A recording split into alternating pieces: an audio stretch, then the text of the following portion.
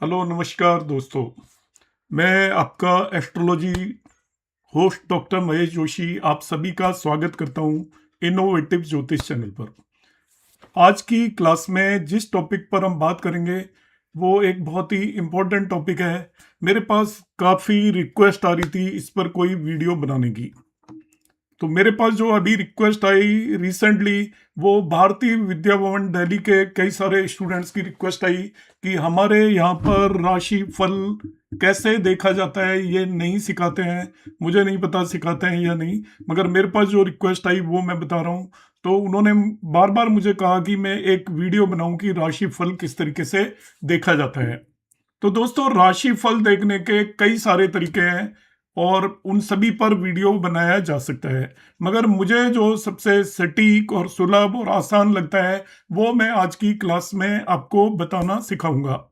यदि मेरे इस वीडियो पर आप लोगों का प्यार और समर्थन रहा तो मैं बाकी मेथड भी आगे बताऊंगा, क्योंकि कई बार ऐसा होता है कि हम वीडियो बनाते हैं उनको कोई व्यूअर्स ही नहीं मिलते तो हमारी सारी मेहनत और उत्साह समाप्त हो जाता है। तो आगे फिर मैं उस टॉपिक पर वीडियोस जनरली बनाना बंद कर देता हूं। तो आज मैं आपको बताऊंगा कि किसी भी व्यक्ति का राशिफल किस तरीके से देखा जाता है। अब इसमें दो चीजें आपको ध्यान रखनी है। जो लोग एस्ट्रोलॉजी में बिलीव करते हैं और एक्चुअल में एस्ट्रोलॉजी को यूज करना चाहते हैं, तो जो न्यूज़पेपर या जो आपके जनरली बहुत सारे लोग यूट्यूब पर जो राशिफल बताते हैं वो कुछ भी नहीं होता, वो यूजलेस है, वेस्टेज ऑफ टाइम है। यदि आपकी कोई बात उससे मैच करती है तो वो केवल एक, आप मान लीजिए ऐसे ही आपका मैच कर रही है, उसका आपकी कुंडली से कोई भी लेना देना नहीं है। हर व्यक्ति की कुंडली अलग होती है, हर व्यक्ति का राशिफल अलग होगा। दुनिया में किन्हीं भी दो लोगों का राशिफल सेम नहीं हो सकता। तो सेम नहीं हो सकता तो इन जनरल हम नहीं बता सकते। आप जैसा भी सुनते हो, अब बहुत सारे वीडियोस हैं, ट्रांजिट का ये असर होगा इस राशि पर, इस साल में इस राशि वाले अमीर होंगे, गरीब होंगे, इन सभी चीजों से आप बचें। ये सब कुछ आपको भ्रमित करने का तरीका है। मैं आपको आपकी कुंडली में आप अपना दैनिक मतलब डेली राशिफल, मासिक मीन्स मंथली राशिफल, एनुअल मीन्स वार्षिक राशिफल किस तरीके से देख सकते हैं वो मैं डिटेल में समझाऊंगा। अब वीडियो को अंत तक देखिए, आप बिल्कुल यहां पर सीख कर जाएंगे। और मैं कोशिश करूंगा, अधिकतर लोग एस्ट्रोसेज ऐप यूज करते हैं, मोबाइल ऐप यूज करते हैं, तो मैं मोबाइल ऐप को शेयर करके ही यहां करना बताऊंगा। हालांकि मेरे इसके ऊपर पाराशर लाइट जनरली मैं यूज करता हूं, मगर बहुत सारी रिक्वेस्ट आ रही थी कि हमारे पास पाराशर लाइट नहीं है, तो आप मोबाइल ऐप से इसे समझाएं। तो पूरे वीडियो को आप ध्यान से और गंभीरता से देखिएगा। आज आप एक बहुत ही इंपॉर्टेंट कंसेप्ट सीख कर जाएंगे। और यदि आपको अच्छा लगता है तो आप यदि कहेंगे तो मैं कमिंग क्लासेस में इसके और भी तरीके आपको बताऊंगा। बेसिकली जो राशिफल है वो ट्रांजिट पर बेस्ड होता है, और यहां पर हम तीन तरीके का राशिफल अक्सर देखते हैं, जिसे हम बोलते हैं डेली, दूसरा होता है मंथली, और तीसरा होता है वार्षिक या एनुअल राशिफल। इन तीन के लिए जो तीन प्लेनेट का ट्रांजिट सबसे इंपॉर्टेंट रोल प्ले करता है वो होते हैं आपके, यदि आपको डेली राशिफल देखना है तो चंद्रमा का ट्रांजिट या गोचर इंपॉर्टेंट रोल प्ले करेगा, महत्वपूर्ण रहेगा। यदि आपको मासिक या मंथली राशिफल देखना है तो सूर्य का गोचर इंपॉर्टेंट होगा। और यदि आपको एनुअल या वार्षिक मासिक फल देखना है तो उसके लिए आपको जुपिटर का गोचर इंपॉर्टेंट होगा। ध्यान से समझिएगा, मैं डिटेल में धीरे धीरे इसको सबको एक्सप्लेन करूंगा। जो आपका मून या चंद्रमा है वो एक नक्षत्र में करीब करीब एक दिन होता है। वन डे इन वन नक्षत्र, एक दिन एक नक्षत्र में होता है। वन डे इन वन नक्षत्र, और एक राशि में करीब 2.25 दिन होता है। इन वन नक्षत्र, मैं नक्षत्र का यूज करूंगा केवल, वन नक्षत्र। तो यदि आपको दैनिक या डेली राशिफल चाहिए तो हम चंद्रमा का उपयोग करेंगे। दूसरा आपका होता है सन, सूर्य एक राशि में, एक राशि के अंदर होता है 30 दिन, 30 डे इन ए साइन। एक राशि में 30 दिन होता है इन ए साइन। में हिंदी में बोलने की भी कोशिश कर रहा हूं, लिख में इंग्लिश में रहा हूं, मगर आप इसको नोट कर सकते हैं। 30 दिन रहता है, और एक नक्षत्र में वो रहता है करीब करीब 13 से 14 दिन। वन नक्षत्र 13 से 14 दिन, 13 to 14 डे वो एक नक्षत्र में होता है। 13 to 14 डेज। और इसी तरीके से आपका जुपिटर, या जिसे हम गुरु बोलते हैं, बृहस्पति, जुपिटर आपका एक राशि में करीब करीब बदलता रहता है, मगर 12 से 13 महीने आप मान लीजिए, 12 to 13 मंथ्स। और एक नक्षत्र में ये करीब करीब, आसपास बता रहा हूं मैं, इसमें आप करेक्शन मत भेज देना, वो डिपेंड करेगा अलग अलग समय पर, 5 मंथ तक एक नक्षत्र में रहता है। जब वो रेट्रो या वक्री जब होता है तो वो कम या ज्यादा भी हो सकता है। तो ये एक मोटा मोटा सा अनुमान है। तब आपको दैनिक, मासिक और वार्षिक राशिफल निकालने का एक ही जैसा तरीका है। तरीका क्या है? देखिए, बड़ा ही सिंपल है। हर एक व्यक्ति का दैनिक राशिफल देखने का अलग तरीका होगा, वो उसकी जन्म कुंडली पर निर्भर करेगा। तो सबसे पहला काम क्या करना है आपको, उसकी बर्थ चार्ट, जन्म कुंडली बना लें। जन्म कुंडली बना लें, व्यक्ति की जन्म कुंडली बना लें। अब हमें दूसरा क्या काम करना है, उसकी आपने व्यक्ति की जन्म कुंडली बना ली। अब हम देखेंगे, यदि आपको दैनिक राशिफल चाहिए तो आप देखिए कि जिस दिन का आप निकालना चाहते हो, गोचर का चंद्रमा किस नक्षत्र में गोचर कर रहा है। क्या करना है आपको? गोचर का चंद्रमा, गोचर का मून किस नक्षत्र में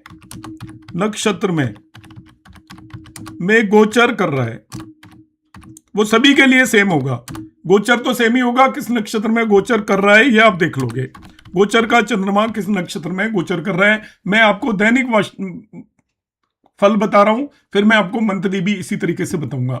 तो गोचर का चंद्रमा किस नक्षत्र में गोचर कर रहा है ये आप नोट करोगे। अब जैसे मैं आज की डेट में बताता हूं, अभी की मैं कुंडली बना लेता हूं। यहां पर गोचर का चंद्रमा देखना है, और एस्ट्रोसेज ऐप से भी मैं देखना बता दूंगा।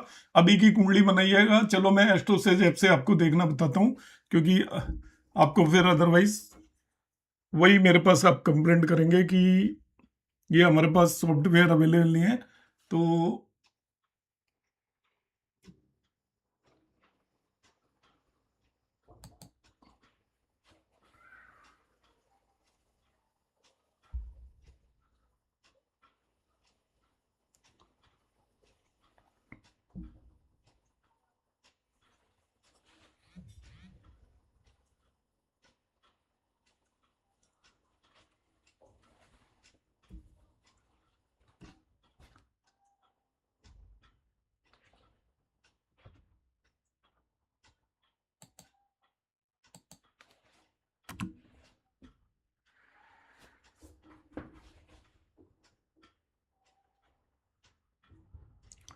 दोस्तों, मैंने एस्ट्रोसेज ऐप खोल लिया है। ये अब आपको दिख रहा होगा यहाँ पर स्क्रीन के ऊपर, एस्ट्रोसेज ऐप है ये आपका।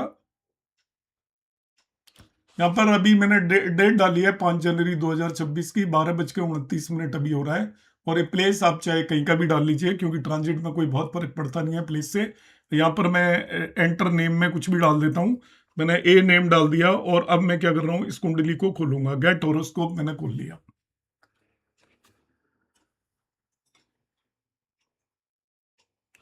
यहाँ पर अब आपको एक कुंडली बनकर आ गई है इसी समय की। इसके अंदर जब हम जाएंगे तो यहाँ पर ऊपर आपको दिख रहा है बेसिक लग्न नवांशा क्लाउड। जिन्हें आता है वो बोर हो रहे होंगे, मगर कोई बात नहीं, हमें उन लोगों को सिखाना है जिन्हें कम आता है। यहाँ पर आपको दिख गया होगा चंद्रमा, ये कैंसर साइन के अंदर ट्रांजिट कर रहा है। इसमें ऐड बहुत आते हैं, ये प्रॉब्लम है इस ऐप के साथ, जबकि उतना बढ़िया है भी नहीं है, पर ज्यादातर लोग यूज करते हैं, इसलिए मैं यहाँ पर बता रहा हूँ। चंद्रमा ये पुष्य नक्षत्र में ट्रांजिट कर रहे हैं। पुष्य नक्षत्र, तो पुष्य नक्षत्र का आप देखिए, इसका जो लॉर्ड कौन होता है, पुष्य नक्षत्र का स्वामी।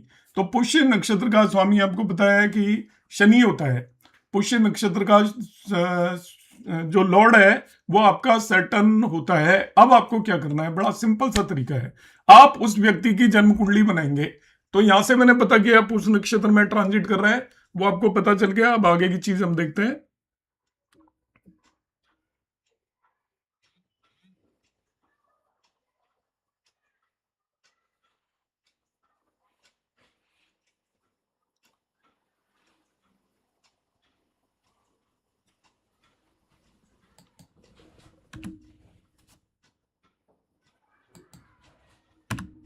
माफ कीजिएगा, इसमें थोड़ा मुझे ये करने के चक्कर में आपको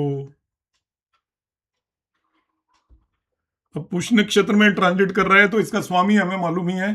अब मुझे किसी भी व्यक्ति का, मैं एक रैंडम कोई भी कुंडली बना लेता हूं, उसको मुझे आज का दैनिक फल चाहिए तो मैं किस तरीके से देखूंगा, तो मैं उस व्यक्ति की कुंडली बना लेता हूं। देखिए यहाँ पर सपोज मैं यहाँ पर पहले से ही बनी हुई किसी भी कुंडली को ले लेता हूँ, ओपन कुंडली। ये कोई भी व्यक्ति है जिसका जन्म हुआ है, हम नरेंद्र मोदी जी की कुंडली ले लेते हैं। नरेंद्र मोदी जी की मैंने कुंडली यहाँ पर निकाल ली आपकी। इन्हें मुझे इनका दैनिक फल बताना है, तो अभी इनकी जो कुंडली यहाँ पर मैं यूटिलाइज करूंगा, वो यूटिलाइज करूंगा चलित कुंडली। तो यहाँ पर चलित कुंडली में आप जाएंगे, आगे यहाँ पर चलित कुंडली बनी होती है, आपको दिख रहा होगा इस जगह पर ये चलित कुंडली आ रहा है। तो इनकी मैं चलित कुंडली लूंगा, और चलित कुंडली के अंदर जो जिस नक्षत्र के अंदर चंद्रमा ट्रांजिट कर रहा था, वो नक्षत्र कौन सा था, जिस नक्षत्र में ट्रांजिट कर रहा था वो नक्षत्र था आपका पुष्य, उसका स्वामी शनि है। तो इस कुंडली के अंदर आप देखिए शनि की क्या स्थिति है, कहां पर किस भाव के अंदर बैठा हुआ है। शनि यहां पर बैठा हुआ है 12th हाउस के अंदर, 12वें भाव के अंदर बैठा हुआ है। चलित कुंडली की बात कर रहा हूं, और इसकी राशियां किस किस भाव के अंदर है वो हम देखेंगे। तो इसकी राशि 10वें, तीसरे और चौथे भाव के अंदर है शनि की। अब आज के दिन इनको जो रिजल्ट मिलने वाले हैं वो इन्हीं भावों के हिसाब से मिलने वाले हैं। जिस भाव के अंदर चंद्रमा बैठा हुआ है, वो सॉरी शनि बैठा हुआ है, कौन देखना है आपको, चंद्रमा का नक्षत्र लॉर्ड जिस भाव के अंदर बैठा हुआ है वो आपको नोट करना है। और जो चंद्रमा का नक्षत्र लॉर्ड है चलित कुंडली में, वो किन किन भावों का स्वामी है, उनसे रिलेटेड आपको यहां पर रिजल्ट मिलने वाले हैं। अब रिजल्ट को हम किस तरीके से प्रेडिक्ट करेंगे वो मैं आपको एक अलग कुंडली में समझा दूंगा। तो उम्मीद है आपको समझ में आ गया होगा हमें किस तरीके से पता करना है। किसी का भी दैनिक राशि फल निकालने के लिए हम देखेंगे कि उस दिन चंद्रमा किस नक्षत्र में ट्रांजिट कर रहा है, चंद्रमा का जो नक्षत्र स्वामी है वो उस व्यक्ति की कुंडली में किन भावों को रिप्रेजेंट कर रहा है, किन, और कुंडली कौन सी लेनी है आपको, चलित कुंडली लेनी है।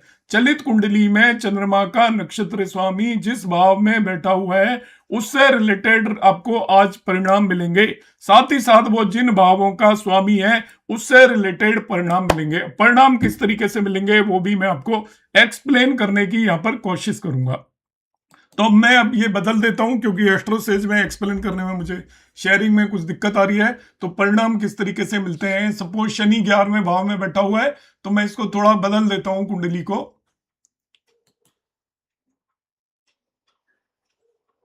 वही उसी लग्न की कुंडली बना लेता हूं मैं, 8 लग्न की कुंडली। अभी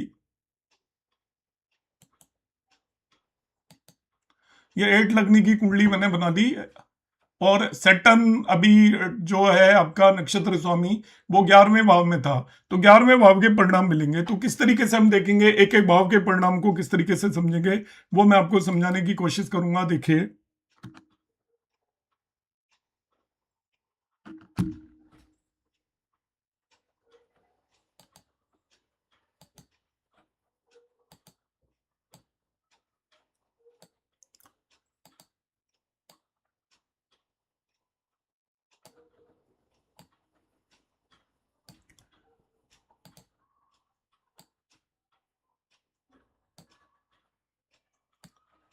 तो रिजल्ट किस तरीके से देखना है आपको फिर से मैं ब्रीफ में बता देता हूं। किसी भी व्यक्ति का आपको एक दिन का राशिफल देखना है कि आज उसके साथ कैसा दिन उसका गुजरेगा। तो हम क्या करेंगे, आज चंद्रमा की स्थिति देखेंगे किस नक्षत्र में है, उस व्यक्ति की कुंडली में चंद्रमा के नक्षत्र स्वामी को देखेंगे। तो अब मोदी जी की कुंडली में चंद्रमा का नक्षत्र स्वामी यहां पर बैठा हुआ है शनि, जो मैंने आपको बताया था, और वो तीसरे और चौथे भाव का स्वामी है। यहाँ पर 10 नंबर की राशि है और यहाँ पर 11 नंबर की राशि है। तो उन्हें इन तीनों भावों के रिजल्ट मिलेंगे। अब किसी भी भाव के किस तरीके के रिजल्ट होते हैं वो आप कैसे किसी व्यक्ति को बताओगे, तो वो मैं यहाँ पर एक्सप्लेन करूंगा। यदि नक्षत्र स्वामी चंद्रमा का पहले भाव के अंदर बैठा हो, ये फर्स्ट हाउस है आपका, पहले भाव के अंदर बैठा हो, तो अब आप कहोगे कि उस व्यक्ति का मान सम्मान प्रतिष्ठा बढ़ेगी, लोगों के अंदर उसका ख्याति बढ़ेगी, उस पर्टिकुलर दिन उसकी इमेज इंप्रूव होगी। फिर पहला भाव आपका दूसरे भाव का लॉस होता है, दूसरे भाव से 12वां भाव है तो उसके धन की हानि होने की संभावना भी होगी। और दूसरा भाव आपका परिवार का भाव है तो हम कहेंगे परिवार जनों से खटपट होने की उस दिन संभावना है। आप सुनते हो ना कि प्रेडिक्शन किस तरीके से दी जाती है कि आज आपके साथ ये होगा, आज आपके साथ ये होगा। तो यहाँ पर लग्न में जब आपका नक्षत्र स्वामी बैठा है तो लग्न से रिलेटेड रिजल्ट मिलेंगे। वो अब किस तरीके से कहेंगे, लग्न आपके मान सम्मान को बढ़ाती है, प्रतिष्ठा को बताती है। साथ ही साथ ये आपका दूसरे भाव से 12वां भाव है, इसलिए दूसरा भाव धन भाव है, तो हम कहेंगे धन की हानि होने की संभावना है।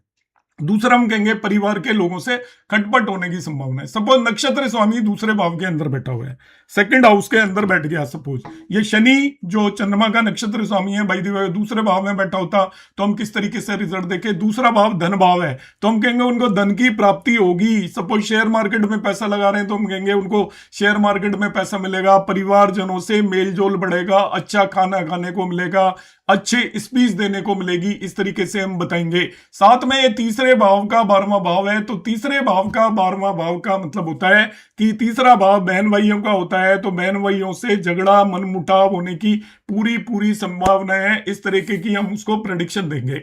अब जब यदि भाई दिवे वो आपका नक्षत्र स्वामी चंद्रमा का तीसरे भाव के अंदर बैठा हो, अब यहां पर नक्षत्र स्वामी भी तीसरे में बैठ जाए और राशि भी तीसरे में है, तो इसके प्रबल इसको रिजल्ट मिलने वाले हैं तीसरे भाव के। तो तीसरे भाव के क्या रिजल्ट मिलेंगे, अब हम कहेंगे भाई बहनों से उसका मेल मिलाप होगा, अच्छा संपर्क होगा, पराक्रम वो दिखाएगा और ऐसे काम करेगा जो काफी दिन से रुके पड़े हुए हैं, अड़े हुए काम। सपोज वो उसके मन में किसी व्यक्ति से लड़ने की वो है, उस मन में किसी व्यक्ति को कुछ कहने की इच्छा है, तो आज वो कह पाएगा आसानी से। ये तीसरा भाव शॉर्ट ट्रेवल को भी रिप्रेजेंट करता है, छोटी यात्रा को भी रिप्रेजेंट करता है, तो हम कहेंगे कि उसकी कोई छोटी यात्रा भी हो सकती है। कोई ऑनलाइन वो क्लासेस ज्वाइन कर सकता है, अपनी पसंद का कोई काम करेगा। सपोज उसको क्रिकेट खेलना पसंद है तो ग्राउंड में जाकर, ये हॉबीज का भी हाउस होता है, तो वो कोई मूवी भी देख सकता है, ऐसा हम कहेंगे। सपोज उसका चंद्रमा का नक्षत्र स्वामी चौथे भाव के अंदर जाकर बैठ गया, फोर्थ हाउस के अंदर, तो फोर्थ हाउस आपका सुख भाव होता है, आपका घर का भाव होता है, माँ का भाव होता है, प्रॉपर्टी का भाव होता है, व्हीकल का भाव होता है। तो वो इनसे रिलेटेड रिजल्ट मिलेंगे। उसको घर के अंदर हैप्पीनेस रहेगी, अधिकतर समय वो घर पर व्यतीत करने की कोशिश करेगा। उसको प्रॉपर्टी से रिलेटेड कोई यदि काम रुका पड़ा है तो वो बनने की संभावना होगी। माँ से उसको सुख मेल मिलाप होगा, इस तरीके से हम कह सकते हैं। कहीं दूर रहता है, हो सकता है उसकी टेलीफोन पर माँ से बात बन जाए, मगर ये आपका पांचवें भाव का लॉस है। पांचवें भाव से 12वां भाव है, तो पांचवा भाव है आपका इन्वेस्टमेंट का, तो इन्वेस्टमेंट में उसको हो सकता है नुकसान हो, संतान से रिलेटेड परेशानियां आ सकती हैं, क्योंकि पांचवा भाव संतान का है और ये उससे 12वां भाव है। उसके लर्निंग में दिक्कत आ सकती है, यदि वो पढ़ाई वगैरह कर रहा है उसके अंदर परेशानियां हो सकती हैं, क्योंकि पांचवा भाव लर्निंग का भी भाव होता है। सपोज इसका नक्षत्र स्वामी पांचवें भाव में बैठा हुआ है, तो पांचवा भाव है, इसका मतलब संतान से रिलेटेड उसे सुख मिलेगा, संतान से रिलेटेड अच्छी खबरें मिलेंगी। इसी तरीके से यदि वो कहीं पर इन्वेस्टमेंट करेगा तो उसको लाभ होने की संभावना है। एंटरटेनमेंट करने का मौका मिलेगा, नई चीजें उसको सीखने का मौका मिलेगा। हो सकता है वो कोई सेमिनार वेबिनार ज्वाइन करे, लोगों को कंसल्टेशन दे, दूसरे लोगों को कुछ लाभ प्राप्त कराए। मगर ये छठे भाव का 12वां भाव है, तो उसको कोई बीमारी है तो वो ठीक हो सकती है। सपोज उसको बुखार चल रहा है, कुछ बीमारी है, तो आज के दिन उसकी बीमारी का सही होने की पूरी पूरी संभावना है। कोई डिस्प्यूट भी सुलझ सकता है, किसी व्यक्ति से कोई लड़ाई है वो सुलझ सकता है। मगर नौकरी में परेशानियां आ सकती हैं, क्योंकि छठा भाव नौकरी का है और ये उसका लॉस है। इस तरीके से हम इसको प्रेडिक्ट करेंगे। सपोज नक्षत्र स्वामी छठे भाव के अंदर जाकर बैठ गया है, चंद्रमा का नक्षत्र स्वामी, तो छठा भाव आपको पता है उधार का है, तो उसको उधार लेना पड़ सकता है, किसी से लड़ाई झगड़ा हो सकता है, डिस्प्यूट भी हो सकता है। और इसी तरीके से वो हो सकता है कि कहीं कोई कंपटीशन जाकर जीत सकता है, ये भी पॉसिबिलिटी है। यदि कोई स्पोर्ट्समैन है तो वो किसी कंपटीशन में उसको सक्सेस मिल सकती है और उसको कोई काम मिल सकता है, एक्स्ट्रा किसी की सेवा करने का मौका मिल सकता है। मगर वो सातवें भाव का 12वां भाव है, तो इसका मतलब किसी पार्टनर से लड़ाई हो सकती है, अपनी पत्नी से भी उसकी लड़ाई हो सकती है। साथ में वो बीमार हो सकता है, अभी बीमारी भी उसको कुछ ना कुछ लग सकती है। इसी तरीके से यदि नक्षत्र स्वामी चंद्रमा का सातवें भाव में गया उस दिन पर्टिकुलर डे को, तो हम क्या करेंगे, सातवां भाव आपका डे टू डे आप जो अर्निंग करते हो उसका है। आप कोई दुकान करते हो उस पर फुटबॉल का है, तो आपका काम बढ़ सकता है, पार्टनरशिप आपकी हो सकती है, पत्नी के साथ आप अच्छा समय प्राप्त कर सकते हो। इसी तरीके से मगर ये क्या होगा, देखिए आयु भाव का लॉस भाव है, 8वां भाव आयु भाव है, उसका लॉस भाव है। तो यहां पर आपको क्या होगा, कुछ परेशानियां भी हो सकती हैं, मारक भाव भी है, इसलिए आपको हेल्थ से रिलेटेड कुछ इश्यूज भी यहां पर आ सकते हैं। इसी तरीके से यदि आपका चंद्रमा का नक्षत्र स्वामी 8वें भाव में चला गया तो 8वां भाव क्या करेगा, आपको कुछ सडन परेशानियां दे सकता है, कोई खराब न्यूज दे सकता है, कोई ऐसा पैसा दे सकता है जो किसी खराब वजह से अटका हुआ पैसा आपको देने की संभावना है। इनहेरिटेंस के थ्रू कोई चीज मिल सकती है, एक्सीडेंट हो सकता है, कोई दुर्घटना हो सकती है, कोई गंभीर बीमारी आपको हो सकती है, या आपको कोई इस पुराने समय से यदि कोई बीमारी चल रही है तो हो सकता है डॉक्टर के पास जाके आपको उसका ट्रीटमेंट कराना पड़े। आपका भाग्य का नुकसान है, 9वें भाव का लॉस है, 12th हाउस का 9वें से 12th हो गया तो ये भाग्य भाव का आपका नुकसान है। तो आज के दिन आपका भाग्य काम करने वाला नहीं है, आप ये मानकर चलेंगे। यदि कोई लॉटरी निकलने वाली है या ऐसी कोई चीज आने वाली है, शेयर अलॉटमेंट आने वाला है, तो वो नहीं आएगा। इसी तरीके का चंद्रमा का नक्षत्र स्वामी यदि 9वें भाव में चला जाता है तो ये भाग्य का भाव है, गुरु का भाव है, पिता का भाव है, तो भाग्य आपका काम करेगा। शेयर अलॉट हो जाएंगे यदि आप इंतजार कर रहे हो तो, पिता से आपको कुछ मिलेगा, आपको गुरु से कुछ मिलेगा, आपका भाग्य काम करेगा। मगर आपको नौकरी के अंदर एक जगह से दूसरी जगह जाना पड़ सकता है, क्योंकि ये 10वें भाव का आपका 12वां भाव है, इसलिए आपको प्रोफेशन के अंदर हो सकता है कि आपका ऑफिस चेंज होने की संभावना हो जाए, या आपको एक ऑफिस में आप काम कर रहे हो, एक सीट पर काम कर रहे हो, आपकी सीट बदल दी जाए इस पर्टिकुलर डे के लिए कि आप यहां पर भी काम करना पड़ेगा आपको, या अपनी जगह से दूसरी जगह पर काम करना पड़ेगा, ऐसा आप कह सकते हैं। यदि वो 10वें भाव में चला गया तो एक कर्म भाव है, ख्याति का भाव है। इस दिन आपको कर्म स्थान पर ख्याति मिलेगी, लोग आपकी वाहवाही करेंगे, आप कुछ ऐसा काम कर पाएंगे जिससे आपके बॉस आपसे खुश होंगे, आपके ऑफिस के लोगों से आपका अच्छा रिश्ता मिलेगा। ये आपका 11वें भाव का लॉस नहीं मानते हम 10वें भाव को, 10वें और 11वें में ये नियम नहीं लगेगा। यदि नक्षत्र स्वामी 11वें भाव में चला गया तो आपका सोशल सर्किल बढ़ेगा, आपको पुराने मित्र मिलेंगे, आपको कहीं पर लाभ और गेन होने की पूरी पूरी संभावना है। रिश्तेदारों से मेल मिलाप होगा, बड़े बहन भाई से आपका मेल मिलाप या बातचीत हो सकती है, फोन पर उनसे संपर्क हो सकता है, काफी टूटा हुआ संपर्क आज की डेट में जुड़ सकता है, ऐसा कहेंगे हम। अब 12वां भाव है, यदि ये 12वां भाव आपको पता है कि ये लॉस का भाव होता है, लग्न का भी लॉस होता है, तो आपको हॉस्पिटलाइजेशन हो सकता है, अकेला रहना पड़ सकता है, बहुत खर्चे बढ़ सकते हैं, फॉरेन से कोई कनेक्ट हो सकता है, फॉरेन से आपका किसी तरीके का कांटेक्ट हो सकता है। इस तरीके से हम आपका डेली राशिफल, दैनिक राशिफल आप अपनी कुंडली पर रोजाना देख सकते हो कि आज आपके साथ क्या घटना है। ये ध्यान रखना है, ये भाव चलित कुंडली के अंदर, चलित कुंडली जो होती है आपकी वैदिक एस्ट्रोलॉजी की, केपी एस्ट्रोलॉजी की चलित कुंडली की बात नहीं कर रहा, जो प्लेसिडस सिस्टम पर डिपेंड करती है। ये श्रीपति पद्धति पर बेस्ड जो चलित कुंडली है उसके अंदर आप देखोगे कि चंद्रमा का नक्षत्र स्वामी जिस भाव में होगा उससे रिलेटेड आपकी कुंडली की बात कर रहा हूं, और राशि से कोई मतलब नहीं, आपकी कुंडली के किस भाव में है, और नक्षत्र स्वामी के जो भाव जिनका वो लॉर्ड है नक्षत्र स्वामी, उन भावों से रिलेटेड परिणाम भी आपको मिलने की संभावना होती है। ये मैंने बताया दैनिक राशिफल।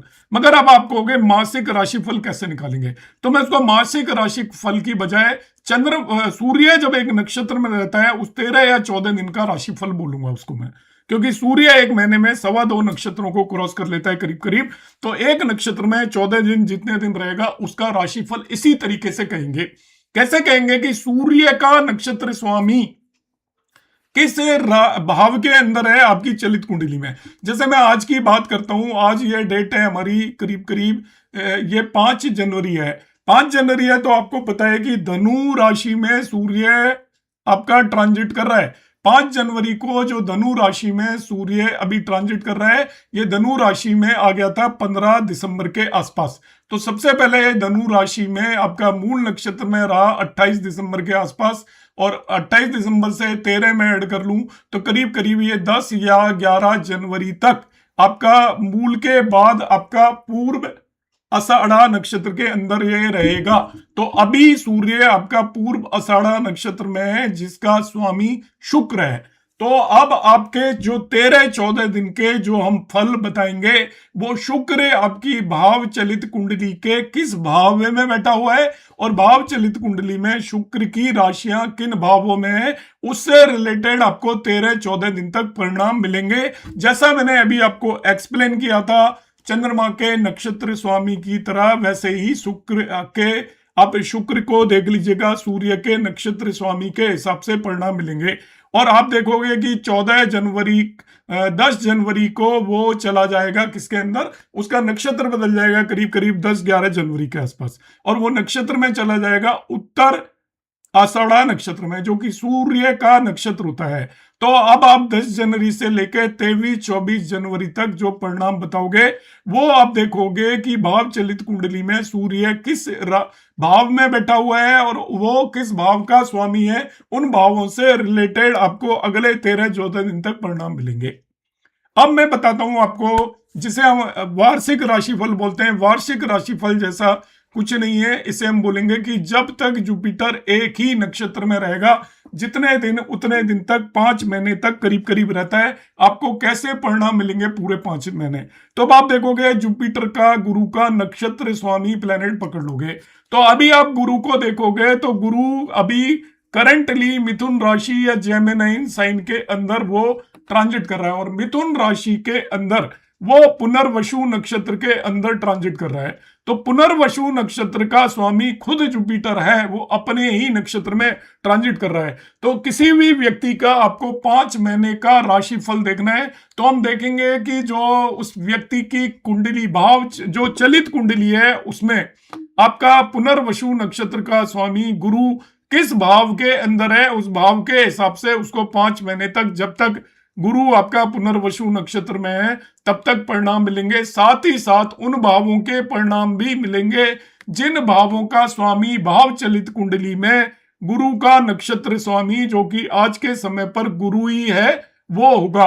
तो इस तरीके से हम आपको राशि फल बता सकते हैं। मैं ब्रीफ में एंड में आपको एक बार रिवाइज करा देता हूं और आप इसे लगाइए, बड़ा आसान है। देखिए, आज की डेट में मुझे किसी व्यक्ति का दैनिक राशिफल, वार्षिक राशिफल, मासिक राशिफल निकालना है। दैनिक राशिफल के लिए मैं आज उस व्यक्ति की भाव चलित कुंडली बना लूंगा। बस पहला स्टेप क्या करूंगा, उसकी चलित कुंडली बना लूंगा। मैं बार बार भाव चलित बोल पा रहा हूं, माफ कीजिएगा। ये चलित कुंडली है, श्रीपति पद्धति पर बेस्ट, ये ध्यान रखिएगा। जो आपका एस्ट्रोसेज ऐप में जो मैंने अभी आपको दिखाई थी, वो चलित कुंडली आप बना लोगे, बस उससे आप सारे आंसर दोगे। अब आप देखोगे चंद्रमा आज किस नक्षत्र में, उसका स्वामी ले लीजिए। उसका स्वामी उस चलित कुंडली में जिस भाव में बैठा है, उसके आपको परिणाम मिलेंगे, और जिन जिन भावों का वो स्वामी है, उसके आपको परिणाम मिलेंगे आज की डेट में। फिर हम देखना चाहते हैं 13-14 दिन तक, जब तक सूर्य एक नक्षत्र में होता है, तो सूर्य का नक्षत्र स्वामी देख लीजिए। अब जो भी है, सूर्य जिस भी नक्षत्र में है, उसका नक्षत्र स्वामी जिस भाव में बैठा है भाव चलित कुंडली में, वो 13 दिन तक उस भाव से रिलेटेड, और उसकी सूर्य के नक्षत्र स्वामी की राशियां जिन भावों में है, उन भावों से रिलेटेड परिणाम मिलेंगे, जब तक कि सूर्य का नक्षत्र बदलेगा नहीं। फिर देखेंगे हम ज्यादा लंबे समय के लिए, तो हम गुरु का नक्षत्र देखेंगे। उसका नक्षत्र स्वामी भाव चलित कुंडली में जिस भाव में मिल रहा है, उस भाव के आपको मुख्य रूप से परिणाम मिलेंगे, जब तक कि गुरु अपना नक्षत्र नहीं बदलता है। उम्मीद है आपको समझ में आ गया होगा। यदि मैं कहीं इसमें कामयाब नहीं हुआ हूं, तो आप मुझे मैसेज करिएगा, मैं आपको फिर बताने की कोशिश करूंगा। और यदि आप आगे कहेंगे तो मैं इसके दूसरे तरीके बताने की कोशिश करूंगा, मगर वो आप लोग कहेंगे तभी मैं बताने की कोशिश करूंगा। नमस्कार, धन्यवाद।